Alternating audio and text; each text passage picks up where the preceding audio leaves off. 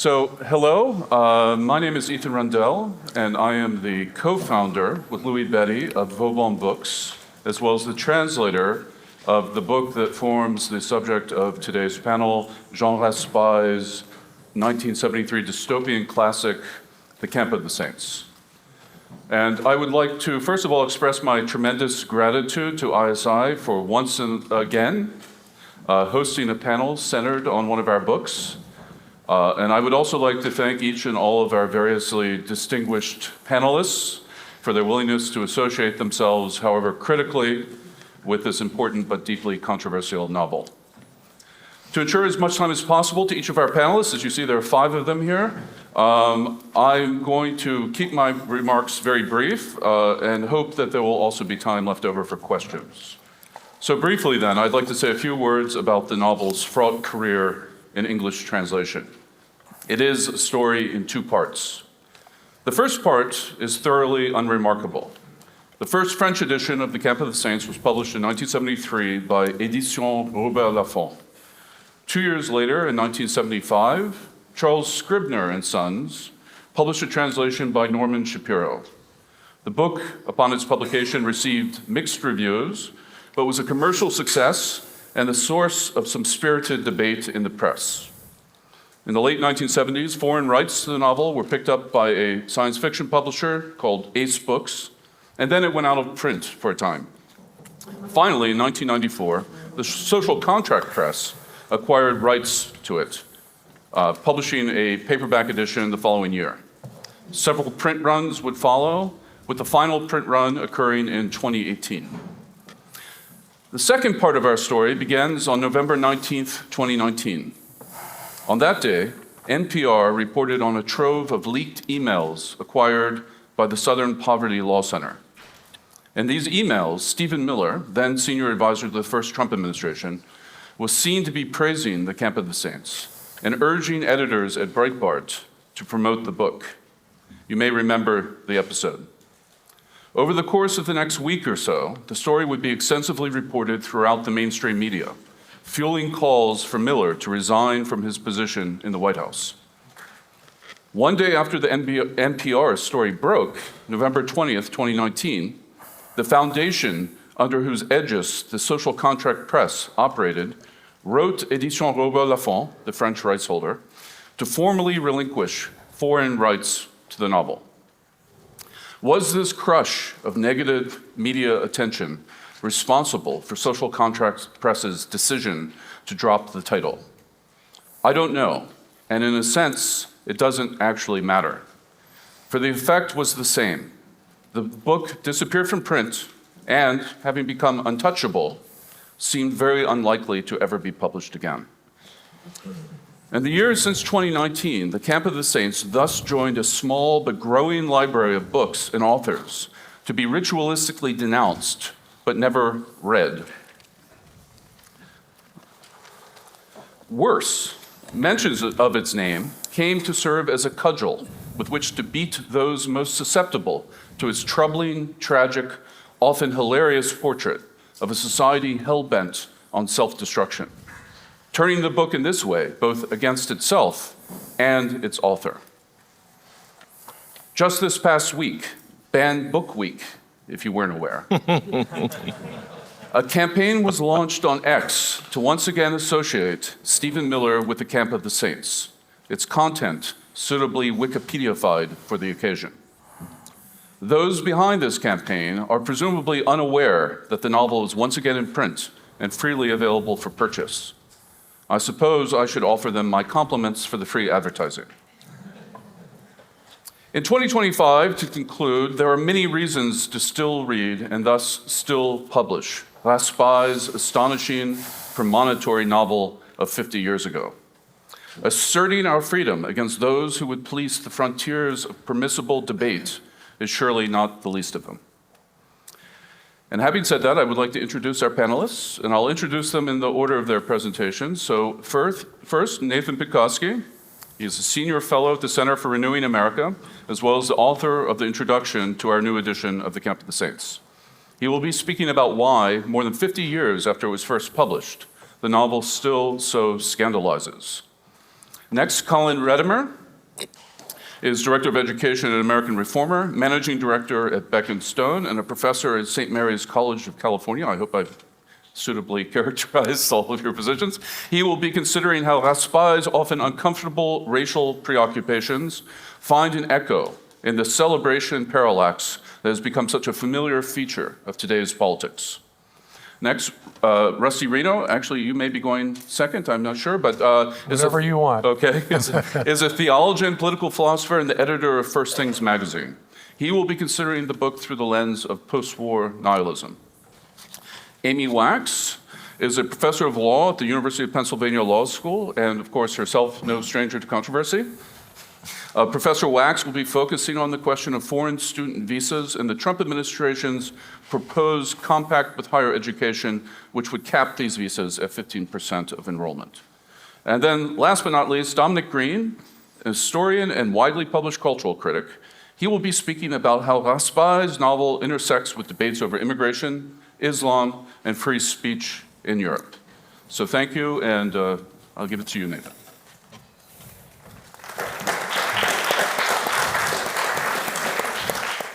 Thank you. Thank you to my fellow panelists, and above all, thank you to ISI for giving us the forum to present and discuss this work. I think it's a testament to why a kind of institution like ISI is so sorely needed in our intellectual landscape, that what we think is the literary event of the year can have a chance to be spoken about and discussed amongst such intelligent, smart people. So let's begin. My aim is to persuade you of the importance and relevance of reading Jean Raspail, in particular his most controversial novel.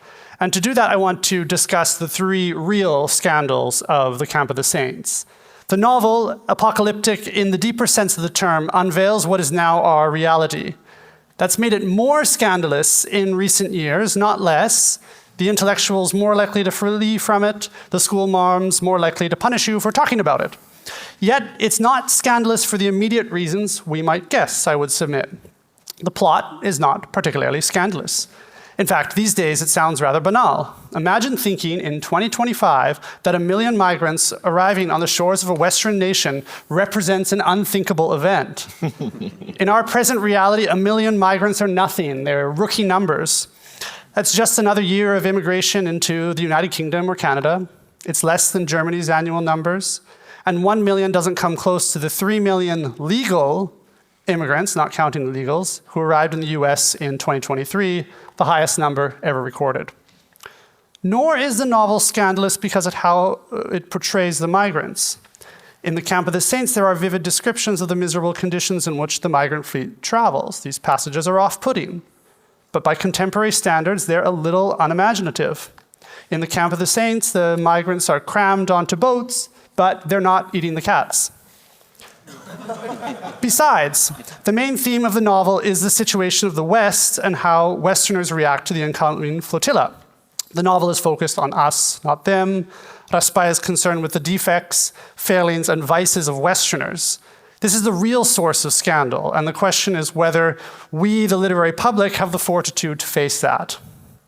Raspail started his career with travel stories, chronicling indigenous groups around the world. He wrote moving narratives of peoples and cultures on the cusp of extinction. It's when he novelized his own people, the French, the Europeans, in the same way, that Raspail became controversial. Many a romantic has sung the lament of a world in which, to quote a great American classic, the pale faces are masters of the earth, and the time of the red men has not yet come again. But to imagine that the pale faces are no longer masters of the earth, that they could disappear, that they could meet the very same fate of the red men, that's why the novel is so provocative. It's intolerable to many Westerners because it punctures the illusion that our civilization is invulnerable. Raspail dares to write about Westerners the same way others wrote about the Mohicans, as a defeated and dying civilization. That's the first scandal of the novel, the scandal of Western defeat. The novel is the antithesis of post-war technological and political optimism, which, after the doldrums of the 1970s and 80s, got a massive, millenarian, multicultural boost in the 90s and 2000s, as the digital revolution promised to make the global village a reality. To imagine Westerners as losers is to stand against the tide of this theology of progress. Baked into nearly all narratives of Western civilization are assumptions of permanence and progress. When non-Westerners challenge us, we assume they want to be like us, that they judge themselves by our standards or clumsily rebel against us. We assume that they resent or envy us, that they hate our freedoms, but they don't really challenge our superiority. The left-wing slant on this narrative makes similar assumptions. To talk about Western privilege or guilt assumes that among the world's peoples and cultures, the West is winning the race. It's our late 20th century position of material plenty that makes us privileged, our capacity to provide political progress, prosperity, and prophylactics for all. Most invocations of Western guilt are characterized by false humility. They couple symbolic gestures to do more with a secular theodicy, a confidence that history bends in the direction set by post-war progressives. In times of crisis, we need to double down on hope and optimism to ensure that we are truer to our so-called post-war principles. Raspail came from a very different post-war experience. The French experience of the Second World War was one of defeat. May 1940 represented a national humiliation, and the end of the war was hardly much better. 1944, 1945 was a year of internal violence, of a civil war in which, as Robert Brasillach well knew, only one side was allowed to fight. Defeat, suffering, and violence left their mark. Heroism and holiness were in short supply.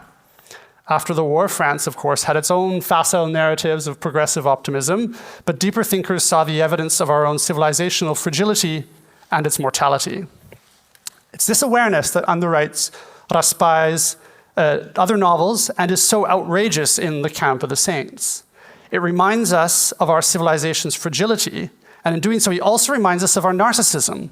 The things we tend to boast about as our accomplishments, our readily accessible healthcare, pensions, welfare, values, our egalitarian inclusive academies, our diversity, are perceived by non-Westerners as weaknesses that make our societies ripe for conquest.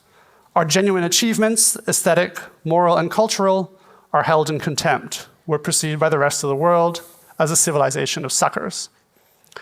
Therein lies the shock of the novel's famous opening scene, in which a young white miscreant derides a retired professor living in his 17th century seaside home with its 300-year-old, marvelously crafted door, to quote, "It's here, to your house, that I'll bring all the most wretched ones tomorrow. They know nothing about what you are, about what you represent. Your world means nothing to them. They won't try to understand. They'll be tired. They'll be cold. They'll build a fire with your lovely oak door." But the miscreant's prediction is wrong. It's the French Air Force, not the migrants, who eventually destroy the professor's lovely oak door. It's the civil war within the West that proves to be the real devastating force. How did the West end up at war with itself? The principles we are most proud of became the means of our destruction. Our purported strengths made us weaker. And what are supposed to be our strongest, most principled institutions have turned against their own. Herein lies the novel's second scandal. In The Camp of the Saints, the World Ecumenical Council, whose 20th century architects, it's a real institution, had intended it to become the voice of Christianity. They come to the following conclusion. The council has expressed, quote, its certainty that modern Western society cannot be reformed and must therefore be destroyed so as to build upon its ruins a new world equitable for all, so help us God, end quote. That's a perverted form of charity. To give another quote here, a sacred hatred for everything that modern Western society represented and a boundless love, the perversion, for anything that might harm it. Informed by universal humanitarian love, the institutions that we tend to trust most, from the churches to the universities, decide that they need to destroy their own people.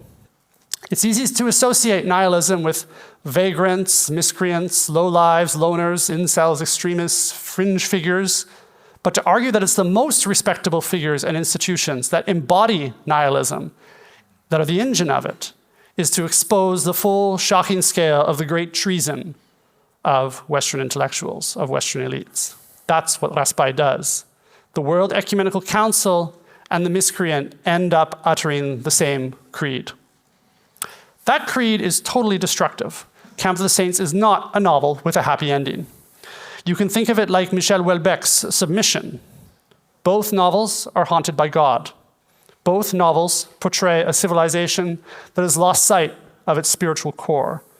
Both novels rub the reader's nose in the dirt of human decadence to make the point about how far we've fallen.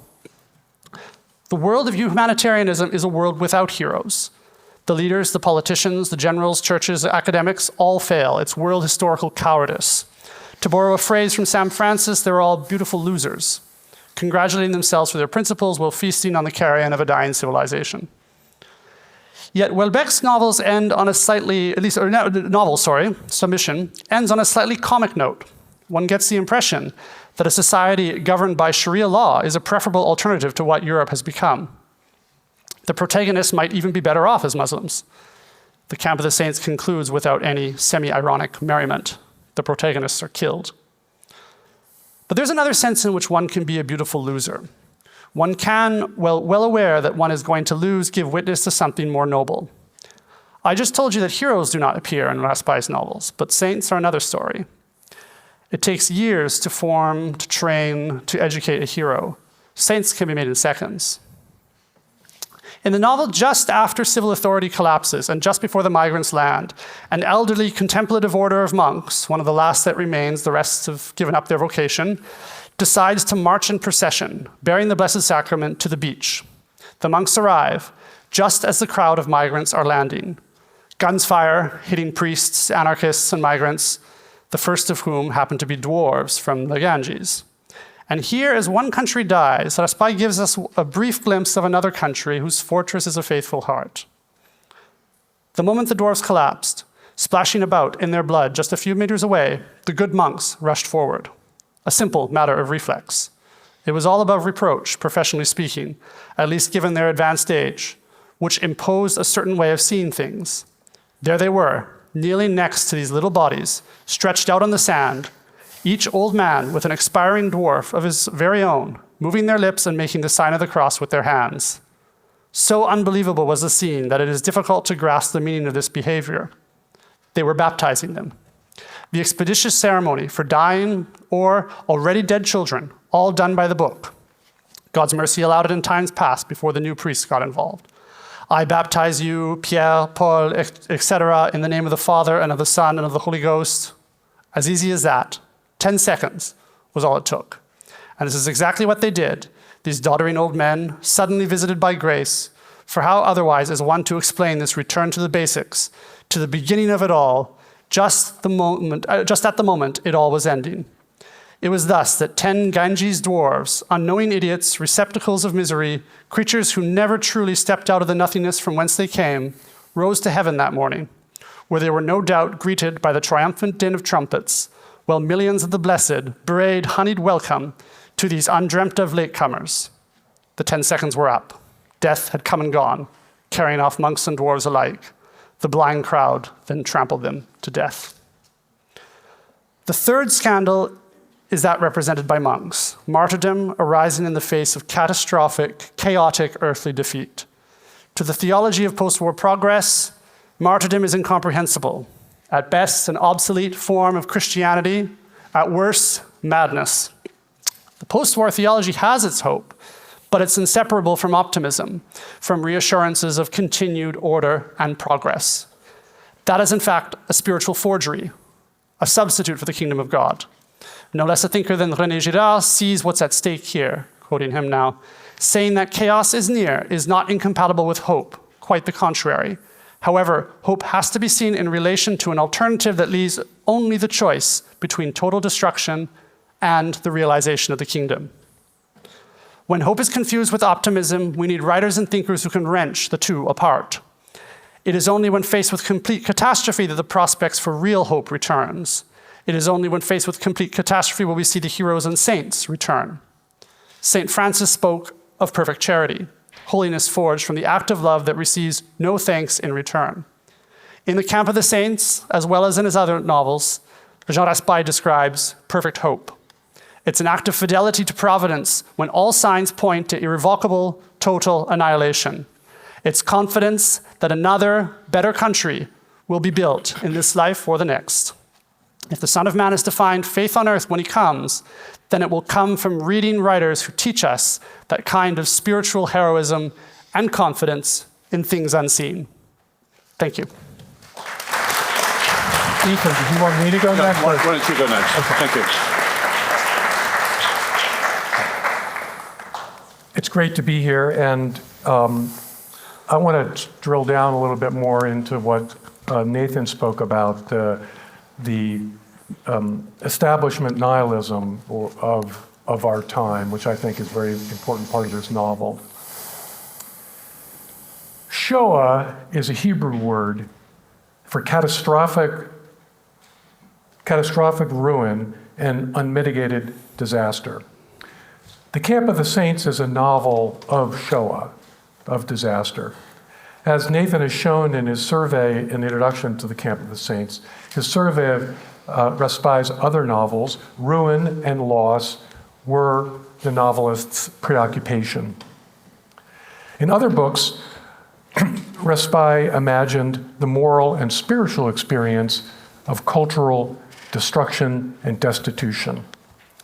In the Camp of the Saints, he imagines something different. He depicts a more complex and more terrifying fate of self-destruction and self-chosen destitution.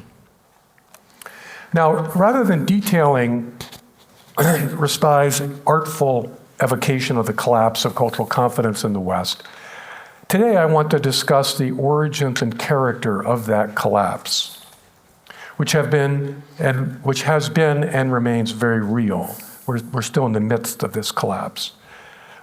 And so I'm going to look at this in a way that shows how it both corresponds to but differs from the account in the Camp of the Saints.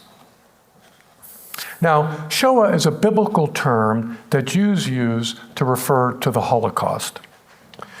And that historical event had a searing effect on the West. But in my estimation, Auschwitz is a condensed symbol of the decades of experience that preceded the death camps. Those years saw unprecedented slaughter in the trenches of the Western Front. Then a bloodthirsty revolution in Russia inspired by an ideology born in the bosom of Western Europe. And then economic depression and dislocation that triggered political upheavals in the 1930s. It's striking to recall that thinking people hungered for revolution in the 1930s. Some endorsed communism, others threw in for fascism. Different though these choices may have been, they were made against the shared judgment already in the 1930s that the civilization of the West had reached a dead end. It was in this atmosphere of revolutionary nihilism that another world war broke out, a war more destructive and bloodthirsty than the first. Now, Germans in 1945 spoke of Stunde Null, the 0 hour, the time when everything that came before, spiritual as well as material realities, had been reduced to rubble. And there are many ways to tell the story of the rebuilding of Western civilization after 1945. And I think one of them focuses on French existentialism, and I'm sympathetic with that, which in the 1950s really enraptured the mind of the West. The reason for this a tremendous influence for that period of time, that decade and into the 1960s, was simple. Sartre, Camus, and others outlined a way of living in a metaphysical vacuum. They tried to show people how to live in a metaphysical vacuum. A world in which no inheritance can be honored, no authority can be trusted, and no truth can be believed. Existentialism was irresistible because it offered a way to endure in a world where everything had been discredited. But French existentialism is not the story I want to tell. After all, life goes on.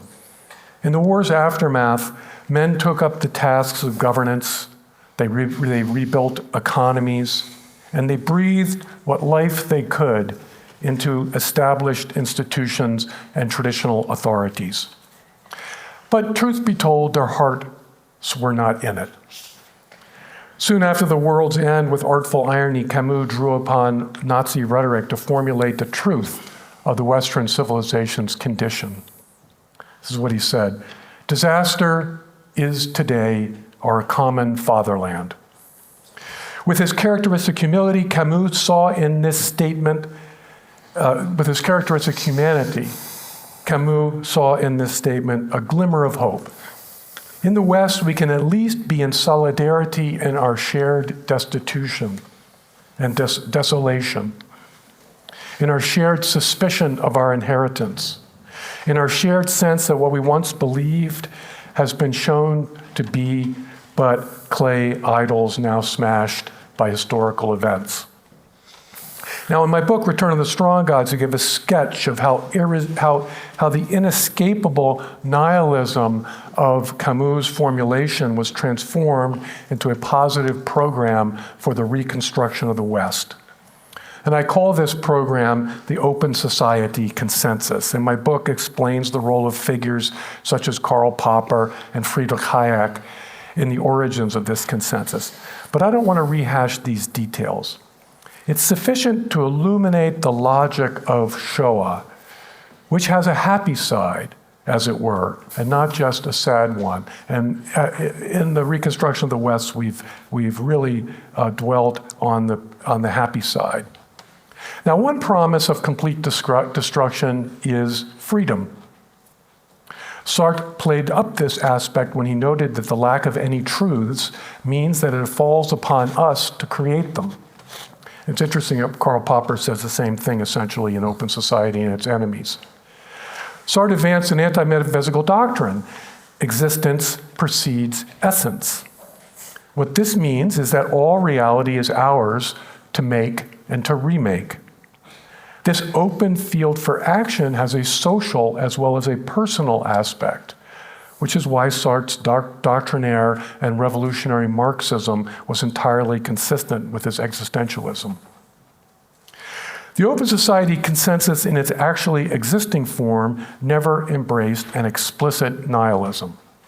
Rather, it turned the destruction and diminution of the West's inheritance into the blessings of pluralism, inclusion, and peace. In the hands of Isaiah Berlin, the liberal virtue of tolerance becomes a metaphysical doctrine of pluralism. Old truths that seemed to be monolithic are broken apart. Society thus becomes more welcoming and inclusive. And the trajectory of the Open Society is towards a borderless world. Moreover, although initially formulated by establishment liberals, the Open Society Consensus had few antibodies against revolution. Our leaders may impose pragmatic limits. Changes can be deemed too costly or too difficult to implement. But under the shadow of disaster, revolution has great allure. At least it aims to attain a future that we can be proud of, unlike our past. And peace is another promise that nihilism makes. After all, if nothing is worth fighting for, nobody will fight. Raspail grasped this aspect of nihilism. Note well the novel's denouement. There is no cataclysmic conflict at the end. The migrants land largely unmolested. Yes, there's violence at the end, but it occurs at the margins, rather like today's drip of terrorism countered by SWAT teams or drone assassinations in remote parts of the world. And I should not fail to mention prosperity. One of the benefits of civilizational collapse is the elimination of impediments to commerce and innovation. In recent years, my appreciation for Andrei Kojève has increased. I now understand him as attempting to theorize with the universal and homogeneous state, attempt to theorize a stable and managed condition of nihilism, which, if it is to be our fate, is better than an unstable and disintegrating condition, which is sadly more and more what we're experiencing these days. Now, as Nathan rightly notes, The Camp of the Saints is not a novel about the West against the rest. It's a story about the Civil War in the West. In that war, a spy imagines a decisive moment. 1 million migrants are poised to land in France. In this apocalypse, the final victory of nihilism at the heart of the post-war West is exposed. The collapse is immediate and complete. And in this regard, the novel is not prophetic. The Civil War is not ending, it's just beginning. The failures of the open society consensus in economics, culture, and foreign policy are now evident to most people and most voters. And the reaction known as populism is gathering strength. Rather than witnessing an apocalypse, we are entering into a long struggle at the end of an era. My term for the end of the post-war era is the return of the strong gods, and perhaps that's not really a helpful metaphor. But the phenomenon, however we describe it, is real. Flags are being waved, the warm loves of people and place are stirring, old truths are reemerging, metaphysical imaginations are being kindled. In some quarters, God's authority is reasserted. So I'd like to end with a word of counsel. I hope those of us in this room will be combatants in the struggle against the nihilism that is abroad in the West, which means that we must be patrons of one or another of the strong gods. Yet we should resist the notion, and my talk is meant to help us resist the notion that our adversaries are necessarily willful enemies of the West. Some are, to be sure, but most are children of the sad history of the 20th century, which we share, even as we seek to overcome the last century's solidarity in shame, which, as Raspai saw so clearly, can create no lasting fatherland. In this civil war over the future of the West, let us be guided not by denunciations, but by affirmations. For affirmations create a solidarity more generous than Albert Camus' fragile brotherhood of shared disaster. Thank you.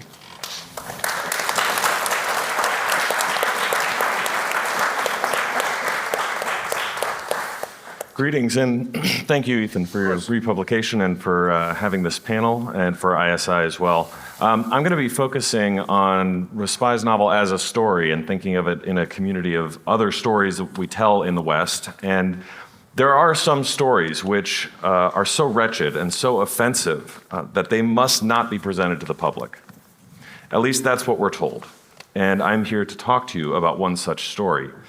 The plot of it by now, after listening to the previous couple of talks and the fact that you showed up here, is probably relatively familiar to you. It's simple. In a quiet, idyllic corner of the world, far removed from the epic struggles elsewhere, a bucolic homeland flowing with the products of a traditional and well-ordered agrarian way of life faces an unexpected crisis. Waves of outsiders have begun to arrive. Violent, savage, lawless, uninvited strangers.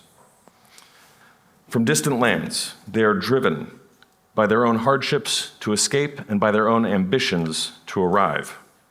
They come in significant numbers, overwhelming the local folk who have long lived in harmony with their green hills and cozy homes. At first, the inhabitants are too trusting, too complacent to resist. They let the newcomers in, thinking perhaps they could share the bounty, or perhaps that the influx would pass, or perhaps these people will integrate and the world will prosper again. But soon, the interlopers start reshaping everything. They tear down ancient trees and they build shabby and, frankly, ugly buildings. Structures that they pollute, and the pure waters which begin to run with filth, the fertile soil turns infertile, and the community which was sustained by this land for generations begins to fall apart. The leaders among the invaders are cunning, and they exploit divisions and weaknesses in the country that they move to. They turn some of the locals against others through ideological capture, and the homeland's beauty fades, and the air grows thick with the stench of decay and death. The native people, small in stature but big in spirit, find their way of life eroded and eventually gone. It's a tale of cultural erosion where the sheer volume of arrivals tips the balance, leading to a breakdown in society as the overwhelmed host grapples with guilt and the moral quandary of what resistance would even look like. And the story I'm referring to, of course, is The Scouring of the Shire at the end of The Lord of the Rings by J.R.R. Tolkien. And I lead with this rather than the main topic of Respai's novel, because while we have the new translation of The Camp of the Saints, it's worth it to demonstrate that while Respai takes this problem of mass migration on in his own way, the story he tells is not so frustratingly novel as to be utterly foreign to us. Or perhaps, on reconsideration, even this story is too close to home for us to present to a mass audience. And perhaps that's why Peter Jackson, when he made his film adaptation, cut The Scouring of the Shire from the end of the film. As intriguing as it is to wonder whether it was not presented to us, for parallel reasons to Camp of the Saints being shuffled out of print for so long, we can fairly say that those who may be mildly concerned that Tolkien is a throne and altar reactionary Catholic, they find Respai even more concerning. Why might that be? I think the answer can be found in Frantz Fanon. Fanon, if you're not familiar, is a psychiatrist and a political theorist, but he's most notable as the leading post-colonial theorist of what post-colonialism ought to look like, how it ought to operate, what its moral position would be in the West. Fanon's position is simple to summarize. The colonized subject is a man of resentment. He looks at the colonizer and longs to be him, while simultaneously believing that he is evil, and therefore he should not be him. He has to think that the colonizer is evil, because the colonizer is a man of power who dictates the conditions of the colonized subject's life. And of course, the colonized subject lives his life and knows it stinks. For Fanon, the solution is clear, therefore. The colonized must engage in violent resistance against colonizers. And he means this quite literally. Even where this does not produce immediate results in the sense of overthrowing a regime or something, it will produce in the colonized subject an awakened consciousness that demystifies the power dynamic at play.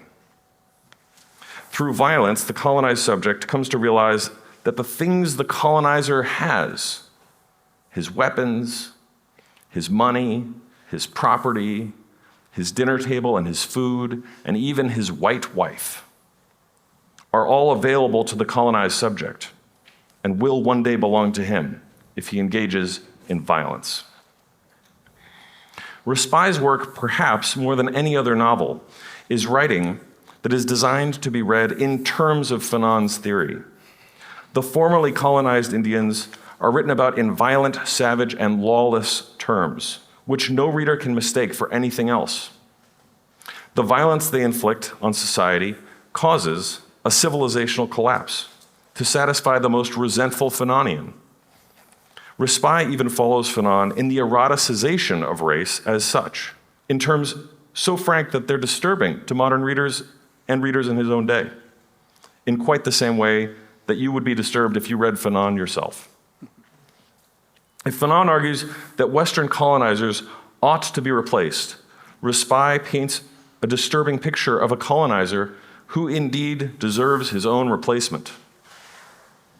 As unsettling as Respai's work is in this novel, its saving grace is that it exists as a warning to those Western readers who don't know Fanon's theory or know it but don't take it very seriously. And you should take it seriously, because there are absolutely other thinkers who do. To take just one recent example, and it's a very telling example, the novel Exit West by Muhsin Hamid. Have you read this? I'm familiar with it. I've not read it. It's a 2017 novel which follows much the same plot that I've managed to fit both Respy and the Scouring of the Shire into. And 2017 is intriguing because it's practically the same time that Bannon was being, worked on for the fact that they were somehow talking about promoting the Camp of the Saints. And here we have this other novel which comes out. It's a New York Times bestseller. It wins a bunch of awards. It's the talk of the town, and many college campuses, including my own, put it on a required reading list for undergraduates. Rather than the Shire or provincial France, the immigrants come to Marin County in my own Bay Area.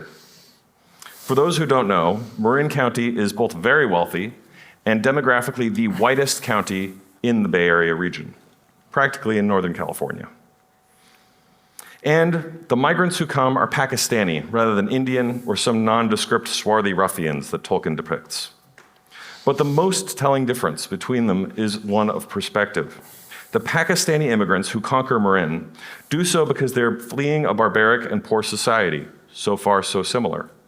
But their journey is harrowing, and it's told not from the perspective of the peoples of Marin or France or the Shire, but from the perspective of the migrant.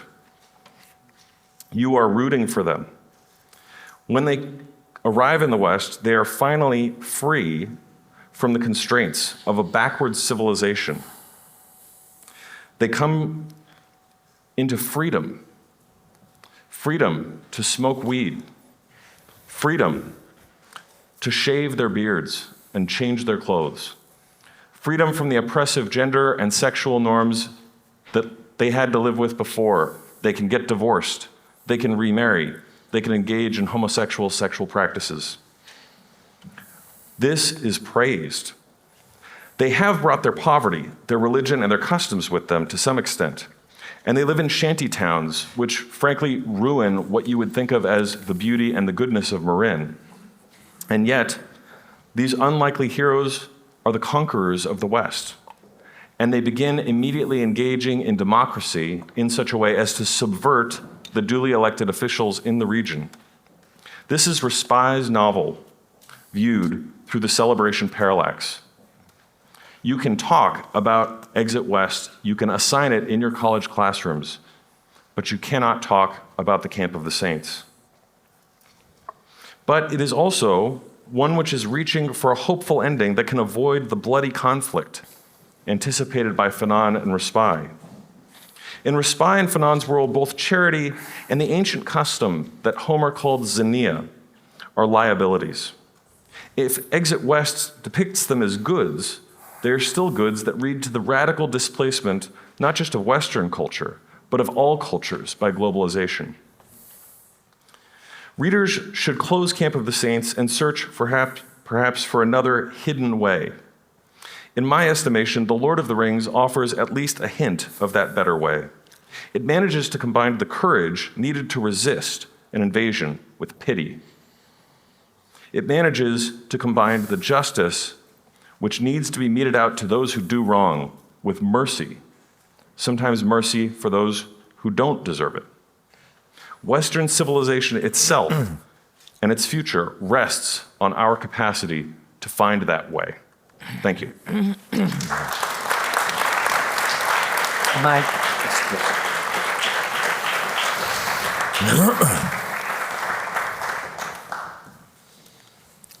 Well, hello. My talk is called Campus of the Saints. And thank you for inviting me to speak on this topic and the recent republication of Camp of the Saints. I am going to engage in a bit of a gear shift here to talk about an important and growing aspect of migration. One might even say mass migration. One could even designate it as an invasion, which is quite significant for our national life. It's been going on for quite a while, but only recently become salient as it should be. A steadily increasing number of foreign student visas have been granted by the United States to study in our universities at all levels and also in our secondary schools, with most of the students coming from third and second world countries, especially India and China, but also the Muslim world, the global South, pretty much everywhere, a few from the West, but not many. Trump's proposed compact with higher ed, new on the scene, offers more generous grants and federal support to schools that comply with its terms, including my own university, Penn, that include imposing a 15% cap on foreign student undergraduate enrollment, at least in its current iteration. This is definitely a moving target and a work in progress. And this has met with a decidedly mixed response, indeed, I would say a largely negative response, even on the right.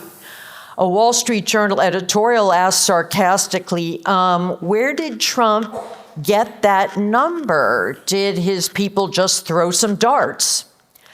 Not surprisingly, without citing any actual facts, the editorial stressed the enormous upsides of bringing in foreign students and foreign talent to our university system, and is thus critical of those caps. And even before the compact was floated, Howard Lutnick, the Secretary of Commerce, warned that many colleges, including small colleges in obscure places, depend on foreign enrollment just to remain viable. He predicted they would disappear if the source of warm bodies and, of course, of money, the money they pay, were closed off. And this remark was part of a recurrent litany in the press and from higher ed spokesmen that foreign students are a vital source of revenue. They pay full freight for their programs and generally aren't as eligible for loans or scholarships as native students. Now, although the Wall Street Journal deplored the caps, only a few days later, last Wednesday in fact, it published an interesting article noting that the Trump compact cap only applies to undergrads and that the picture for undergrads is decidedly mixed. Now, there are some high-end schools like Columbia and NYU that exceed 15%, and others such as Rochester, BU, exceeding that number, and with a couple of the schools that the article listed having even 2 to 3 times that percentage, but the one on Trump's list, which are elite schools like Penn, Dartmouth, Duke, mostly stay within the limits. Now, as for the many thousands of schools in the middle tier and in the bottom tier, the Wall Street Journal did not deign to tell us what is going on. But if we believe the Wall Street Journal numbers on the relatively small percentage of foreign undergrads, I guess we can ask, what's the big deal? At the very least, the picture on undergrad places going to foreign-born visa holders is not as bad as Trump seems to think it is. Unfortunately, the really big deal and the elephant in the room is one that the administration inexplicably overlooked, and that is what is happening at the graduate level. The percentage of foreign students granted visas for graduate study, masters, PhDs mostly, is far, far higher than for the undergraduate level. Routinely over half or more in many schools or programs, once again varying by the type of institution and their status. So in fact, our universities are flooded with foreign students at the graduate level. Now, the same Wall Street Journal article on the undergrad situation actually looked into this a bit and conceded that even the schools on Trump's compact list were enrolling routinely 40% foreign graduate students. All right.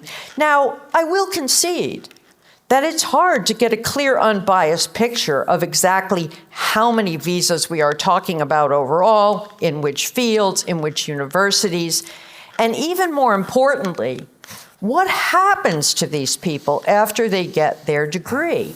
Where do they go? What do they do?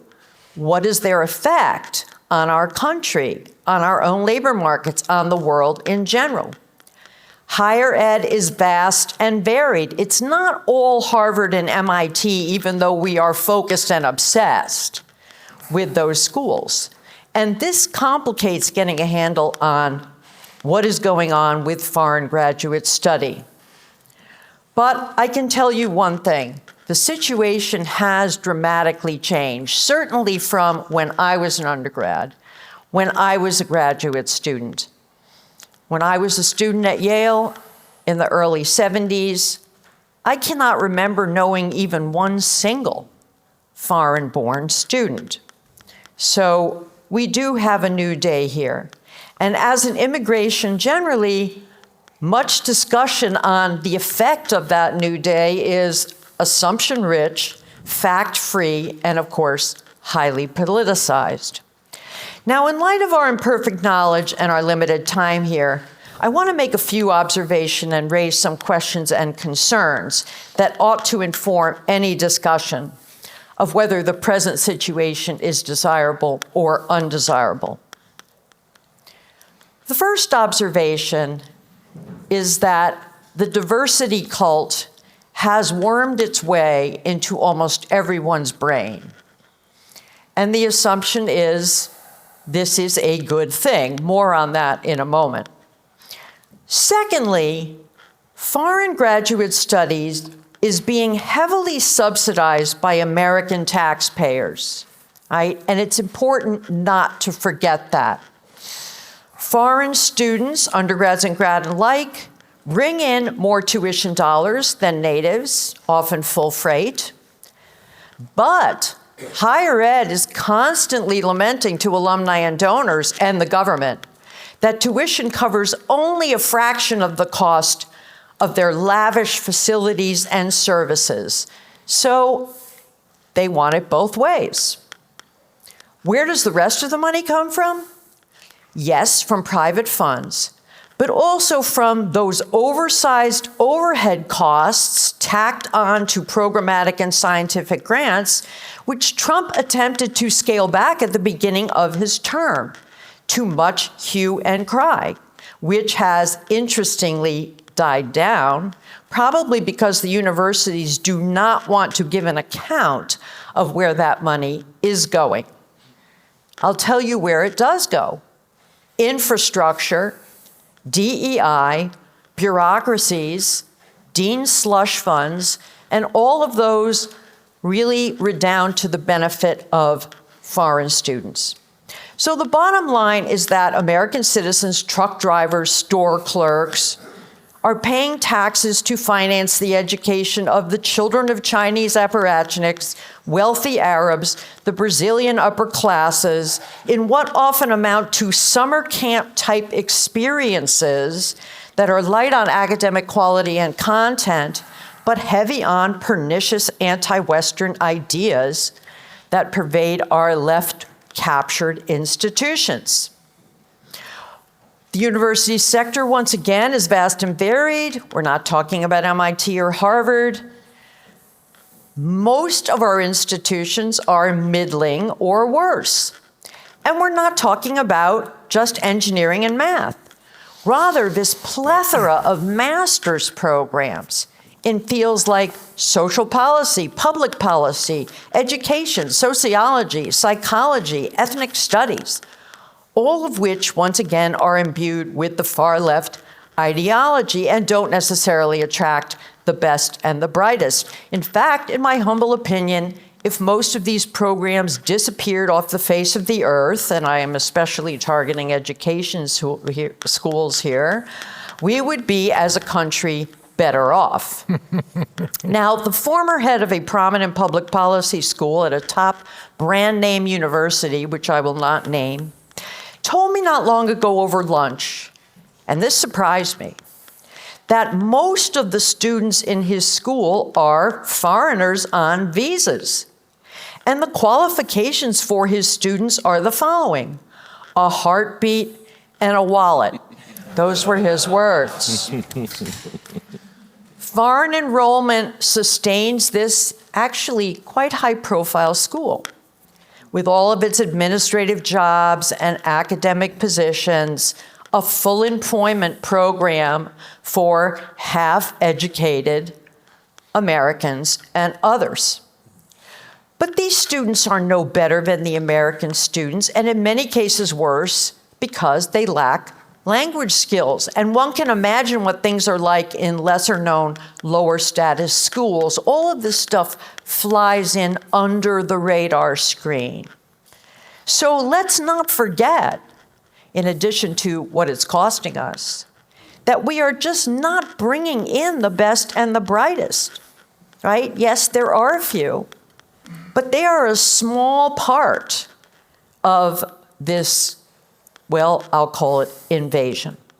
Which brings me back to Commerce Secretary Howard Lutnick's concerns. Should we consider the bottom tier of our education higher ed establishment going out of business a problem? Let's face it, many of these institutions amount to a cushy jobs program. Not sure if that's an upside or a downside, but we have to seriously ask, would it be so bad if they died? Which suggests a second reason, or maybe we're on our third reason, we should reduce the number of foreign students. One common feel-good assertion in higher ed is that foreign students will acquire familiarity, love, and respect for the American way of life, which they will export to the third world, which generates goodwill and the dissemination of American values, democratic practices, blah, blah, blah. Given the higher ed reality, this proposition borders on the ludicrous. Indeed, it is ludicrous. Our universities, even in relatively technical areas like medicine or public health, are bastions of far-left woke ideas. I've already said that, right? And they do their best to exclude and punish alternative viewpoints. So when foreign students come here, what are they exposed to? Anti-American and anti-Western attitudes. They learn to hate America and our way of life. Now, some may reject that, but for others, their prejudices will just be reinforced. And this is why Trump's overall project of defunding higher ed, to me, makes real sense. I think it is difficult to fight the left capture of higher ed, and our tools are limited. But while we're working on it, we can at least starve the beast. So the whole sector needs to shrink, not just because of low and declining quality in many quarters, but because the universities are bastions of political indoctrination. And of course, foreign students are a big part of this. So for the university sector to be smaller and less powerful is a good thing. Which brings me to one more argument, which is frequently advanced in defense of allotting slots to foreign students. Isn't it wonderful that we are tapping into a vast well of global talent that enriches our schools and our country? Worldwide brains, technological expertise, work ethic, new ideas fuel science, industry, and innovation. It all sounds very appealing and very plausible. So what to say about this? I think the first thing to say is that the pros and cons and the bona fides of these arguments from diversity, from new ideas, from bringing in global talent are ultimately empirical. They do depend on facts on the grounds, and these facts are hard to get at. Economists sell us a lot of goods, shall we say, and the tech types also. Should we believe them? Now, perhaps if foreign students just came here, completed their programs, worked in labs, did academic research, functioned like, the bots that they are, and then went home, the effect might be net positive. Although, once again, we have to ask, what are ordinary Americans really getting out of this? But the potential downsides are regularly overlooked. First, graduate student visas are a gateway drug to cheap labor. There are obscure and little-known programs and permissions that let students stay on and work after getting their degree. slipping into employment slots in significant numbers, especially these kind of low-level tech jobs in technical fields. These programs, once again, fly under the radar screen. They are stepping stones to green cards or other work visas, that alphabet soup of work visas that our betters and our politicians have devised. The main program is called Optional Practical Training, which provides up to 12 months of work authorization for people who have gotten, foreigners who've gotten degrees in the United States institutions related to fields of study, and that doesn't just mean science, technology, engineering. It's any field. And if it's in a STEM field, it can be extended up to 24 months. That's called the STEM Opt extension. Now, these people stay, they work, they marry, they have anchor babies. Some of them actually claim asylum, or some of them just plain overstay, and there's very little effort to get them out, especially as this is not a top priority population. They're law-abiding, they're working, tech loves them. So they join the illegal population, and we don't know how many. The data is hidden from us. I think one theme here is that the immigration regime is so complicated, it has so many epicycles, and there's so much data that we don't know, that a lot of stuff is being put over on the American public and the American taxpayer. Now, this is not just an American phenomenon. I recently saw a series of tweets in one of these quant Twitter accounts about international students in Australia and how this has become a scam platform for gaming the system, right? 50% of university dropouts in the first year are foreign-born. They're not leaving. They're overwhelming Australia's asylum system, and we're talking about hundreds of thousands of people here. Is something like this occurring in the US? We need to find out. Which brings me to the issue of American-trained foreigners taking American jobs through these programs. The powers that be in key sectors claim that there aren't enough capable Americans willing to get the training and assume the roles in labs, tech startups, and specialized service sectors and the like, right? American workers are scarce, they're inadequate, that's the lament. We hear it from the right, we hear it from the left, we hear it everywhere. Once again, it's hard to evaluate and counter such arguments. But to my mind, they represent real short-term thinking about a dynamic ecological problem. Bringing in outsiders is a quick fix for Americans shying away from needed fields, if we believe that they are. But that's partly, at least in part, or I believe it's in part, because they are crowded out by cheap competition.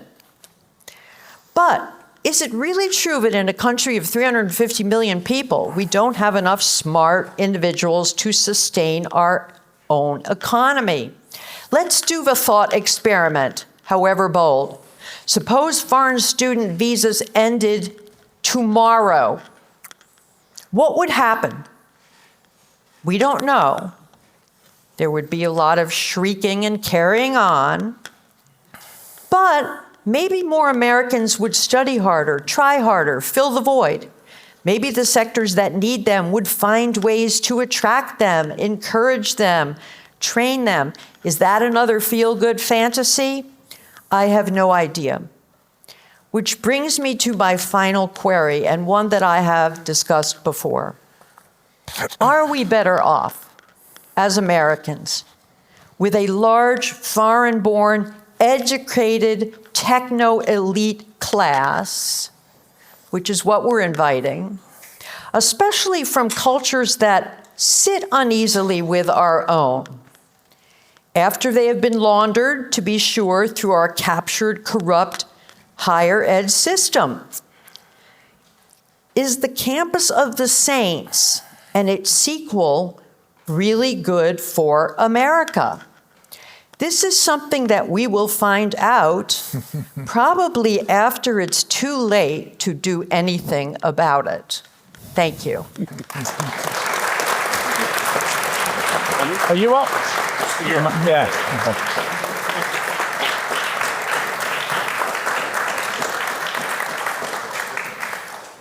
Hello, thank you to everybody for taking part. I know time is tight, so I'll get straight on with it. The historians of the future, should there be any, will probably be using the word Raspalian or something like that to describe the present reality in Europe, and that's what I'm going to talk about today. The implications of Raspai's scenario for free speech and free politics in particular, which is why, in the spirit of these punning titles, mine is called The Clamp on the Plaints. Now, is there a crisis of free speech in Europe? The answer, always. The truth is that the rulers of continental Europe in particular have never trusted their people. Democracy has never been the default. In fact, post-war European order has been constructed explicitly against popular democracy.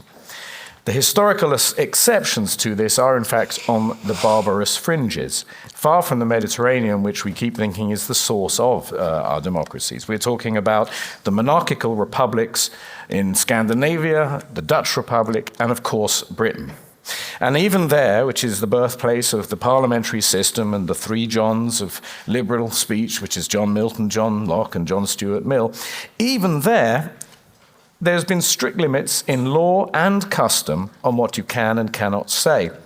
Now, law and custom are not the same, and I think a lot of Britain's current problems, and a lot of America's too, result from the fairly recent divergence between custom, which is how we like to live, and law, which is how we're told to live. Now, of course, when it comes to speech, custom and law, there is no First Amendment in any European state. And things are now so bad in Britain that there are people talking about bringing one in. It's a great idea, and it's only taken 238 years, I think. And it shows how bad things are, but this also shows that they can get better. And I'll describe where we are, how we got here, and perhaps how we can get out of here and recover and even extend our basic rights. A lot of what you see online is true. The British police really do arrest people at home for rude tweets. And in fact, they don't have to be that rude. All I have to do is say something that offends somebody who has a protected characteristic, and most characteristics are, of course, protected now. And if they're sufficiently hurt, the police are round straight afterwards. It's called a non-hate crime incident. And although it's not going to appear on your criminal record, the non-hate crime incident can appear on background checks for employment and mortgages. The British police and judiciary effectively have turned against the people, and they run what has become called a two-tier justice system. And its logic is pretty much that of the Carl Schmitt friend-enemy distinction, except it's incompetent. And there, of course, also we should find small grounds for optimism, if not hope. So let's compare some cases. In July 2024, Axel Rudakabana, the son of Rwandan immigrants, went on a stabbing rampage at a children's party at Southport near Liverpool. He murdered 3 little girls and injured many more. And people across the country took to the streets and riots ensued. After the killing, but before the riots, a woman named Lucy Connolly tweeted, and I take out the rudest of the words, "They can burn down the migrant hotels for all I care." She deleted this a few hours later. She was nevertheless arrested and received a 31-month prison term. And I should point out that at no point was any proof offered of a relation between her tweet and any act of violence that was subsequently committed by anyone within the British Isles. Now compare that to the case of Hamid Koskan. In February 25, Koskan burned a Quran in the street outside the Turkish consulate in London in protest against what he called the Islamist government of Turkey. And inside the consulate, a man named Musa Kadri saw what was happening, picked up a large knife, ran outside and tried to kill Koskan. Not only did Kadri walk free from court with a suspended sentence and what was quite obviously, in his own words, attempted murder, Koskan was convicted of a public order offense. The judge, in his case, said it was highly provocative, and also because he had used, and I quote, bad language about Islam and was motivated, at least in part, by hatred of its followers, he received a conviction. And in fact, the day before yesterday, a court overthrew this conviction, which again is a small sign for hope. And the fact that this happened at all, that he was convicted, shows that the Labour Party's plan to bring in an Islamophobia law is going to really tighten the clamp on the plaints. But the fact that this was overthrown shows that everything is still in play, and the shires are still a long way from being scoured too. Now, of course, I don't approve of burning other people's holy books, and it is, however, our custom to allow it. But the law is being used to reshape our customs around the sensitivities of favoured minorities. And thus, the lawgivers are on collision with the democratic majority of the people. Now, two more cases show you, in fact, how the government runs two-tier justice and how it creates the Overton window, I suppose, of what is acceptable and unacceptable. Case one, after the Southport killings, the government and police refused to identify Ruda Cabana or speculate about his motive, even though they knew within hours who he was and that he was in possession of an Al-Qaeda manual and a home chemistry kit from which he had been making ricin. The Prime Minister, however, claimed that the real threat was the far right, and he blamed the far right for organising these spontaneous protests which became violent across the country. And even the police weren't able to stand that up. A few months ago, their official inquiry came out and said they found no evidence of any ideological or organised movement behind this riot. This was a genuine, spontaneous act of popular revulsion. The second case, only last week, on the 22nd of October, which was Yom Kippur, a Syrian-born Islamist with the fantastic name of Jihad al-Shami rammed his car into Jews outside a synagogue in Manchester and then tried to stab everyone in sight. And 2 Jews were killed, one by the police, because obviously they don't get enough practice. Al-Shami phoned it in, literally. Before his attack, he said he was doing it for ISIS. And while he was trying to stab one of the men, he said he was doing it for the children. Starmer, however, called him a vile individual and has still not said the word Islamist. And it took 3 days before his Home Secretary, Shabana Mahmood, was cornered into using the word Islamist on live television.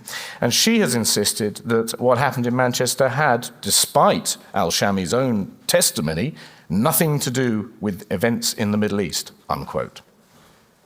So if anyone tells you that Britain doesn't have two-tier policing and that the government and the police and the courts haven't made choices about who gets to be on which tier, well, they're lying.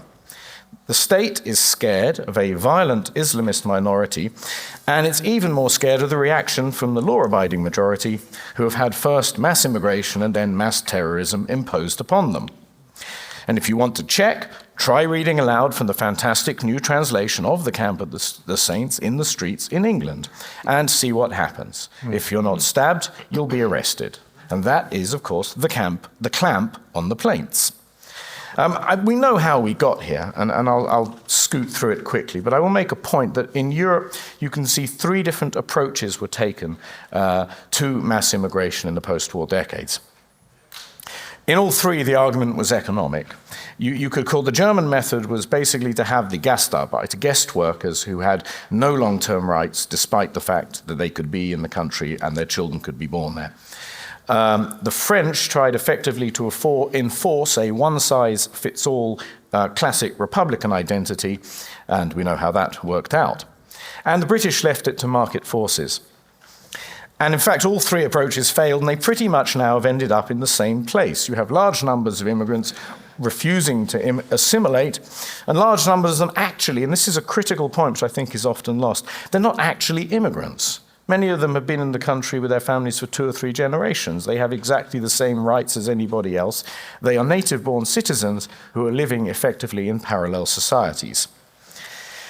It's astounding to me that we are now 17 years past the crash of 2008, but it is only in the last few months, as the governments in Britain, France, and Germany all face the prospect of effective bankruptcy, the economic argument for mass immigration has finally been walked back. The British government even has admitted the sums don't add up, and that many of the people, or most of the people who've arrived, particularly in the last 5 years, are already not contributing and will be in their lifetime a massive net drain on the economy, which is why everyone else in Europe now has to work that much harder, and the retirement age is now climbing upwards towards 73, I believe, is the highest bid, which was made by the German government earlier this week.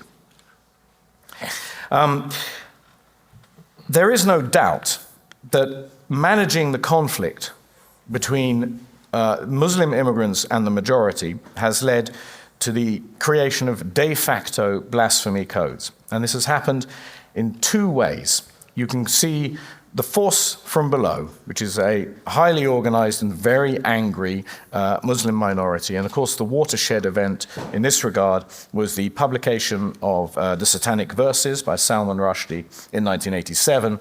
The riots, death threats, and even murders that followed across the world announced that the era of liberal triumphalism was over, actually. And the economic triumphalism of the 1990s was a bit of a red herring in retrospect. Since then, the media have taken this up with enthusiasm and have enforced, as we've heard, a very narrow window of acceptable speech and an increasingly narrow reading list for those who are still reading.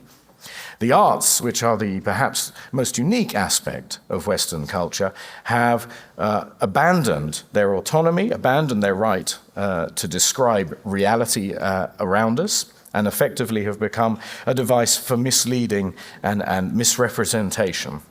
And therefore, the majority of us are caught between an intimidation from below by a small activist minority and intimidation from above, from state institutions which have been commandeered by another activist minority of police leaders, lawyers, judges, and NGOs. And what does this mean? Well, it means that the tree of liberty is being cut at the roots.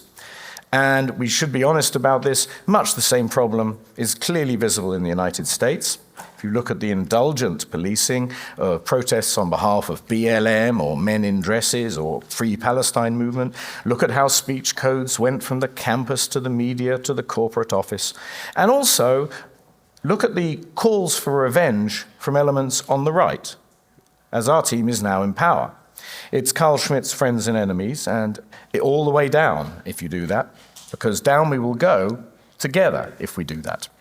The state must be restored as the neutral guarantor of peace and consensus. And consensus, of course, brings us back to this question of the relationship between custom and law. They have to be returned to each other.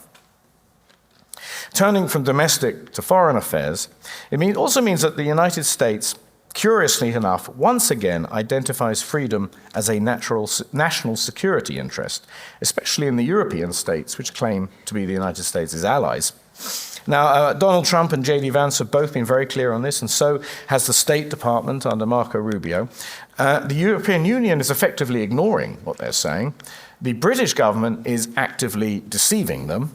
When Keir Starmer is in the White House, as he was in February 2025, says free speech is doing fine, that is a lie.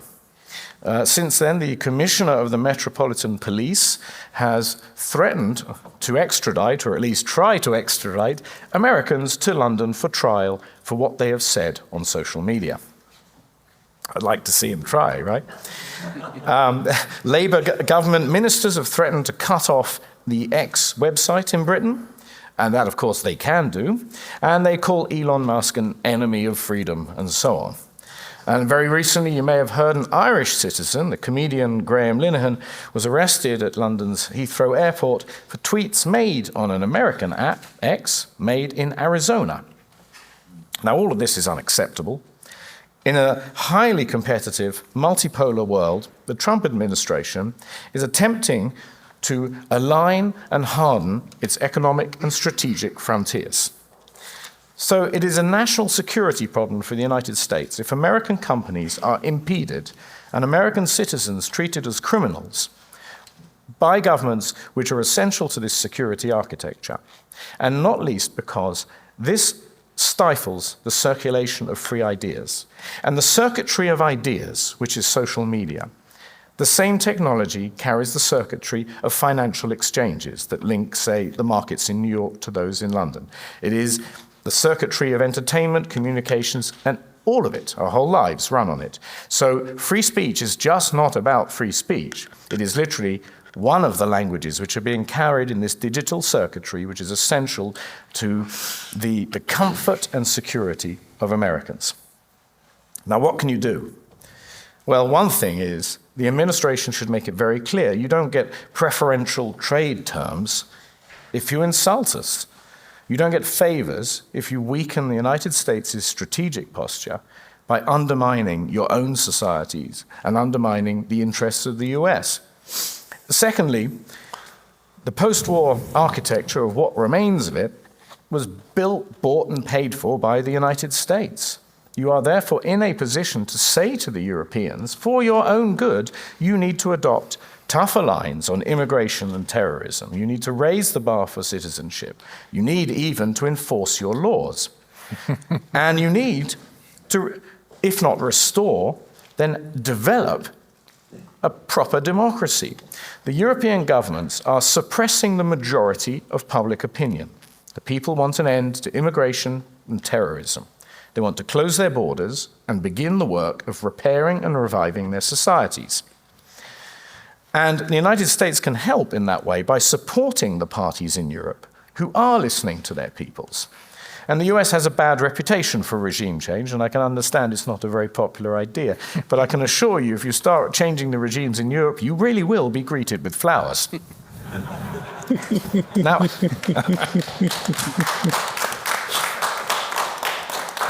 on the subject of whether we are trapped in the last chapters of Rasbai's scenario or not, I will say this. The vast majority of people in Britain and Europe do not want to surrender their freedoms. They never asked for mass immigration. They are beginning to realize that their societies are in deep trouble, perhaps heading for a new kind of civil conflict. And now they are mobilizing, legally I should say, to prevent that. This also means that the clampdown is going to be tightened before it gets loosened. And the economic and moral fibers of our societies and of the West in general are badly damaged, just as our strongest and most dangerous enemies always hoped. And it is a self-imposed damage in large part we're talking about. But as these were self-inflicted injuries, we also should have the means and the power to repair them. To do that, however, the support of Americans and the United States government will be invaluable. And I know this conference's theme was set by the greatest Anglo-American of all, Winston Churchill.